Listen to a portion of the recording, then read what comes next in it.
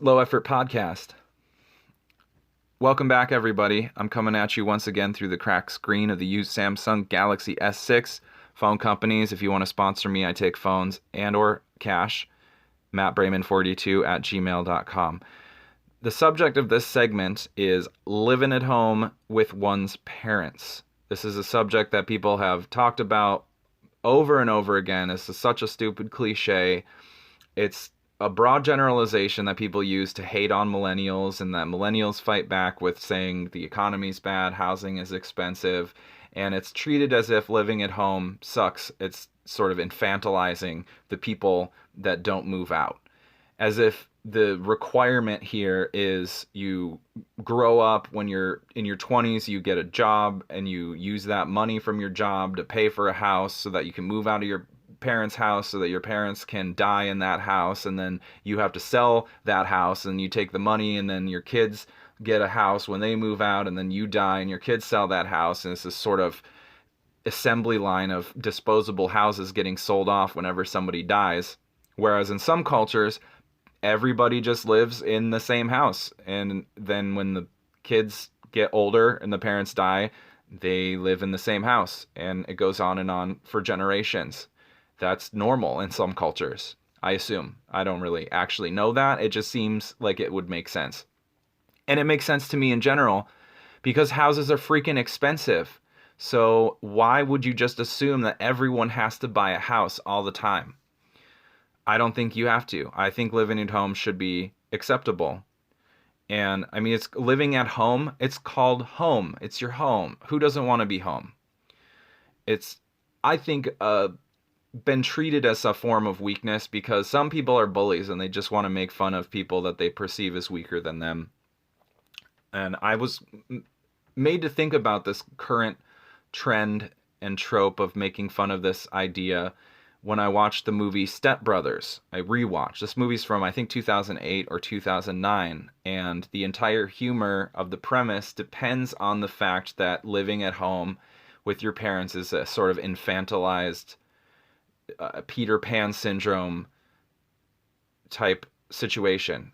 You have Will Ferrell and John C. Reilly living with their mom and their dad respectively when they're around 40 years old. Mom and dad get married.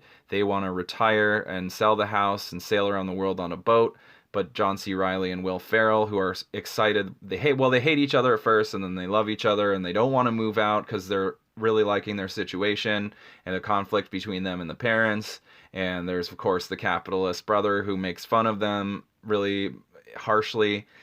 And then I thought about, well, what's wrong with that? Which I kind of already addressed. I honestly watched the movie just because somebody said I looked like Will Ferrell. And I was like, really? He's not known as being a super good-looking guy, so I don't love being compared to that. Which is why I don't compare people to celebrities, because what if somebody hates that celebrity and you compare them and then it hurts their feelings because they're a unique individual with their own identity. There I go sounding like a millennial again. But that's not what I'm talking about.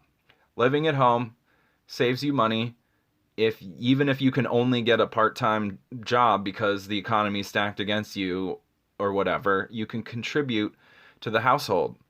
You can clean and cook and pay some of the mortgage, if that's a thing, help care for the elders, etc. Old school. I think that should be fine. I think that should be venerated. I don't think that should be looked down upon. There is one awkward thing about living at home, and that is when you want to have a physical relationship with a romantic partner and the walls are thin at the house, and nobody wants to hear somebody in their family getting down to Pound Town. God, that sounded stupid. But you know what I'm saying. You don't want to hear your parents going at it. Your parents don't want to hear your kids going at it. It is really the worst part about living at home.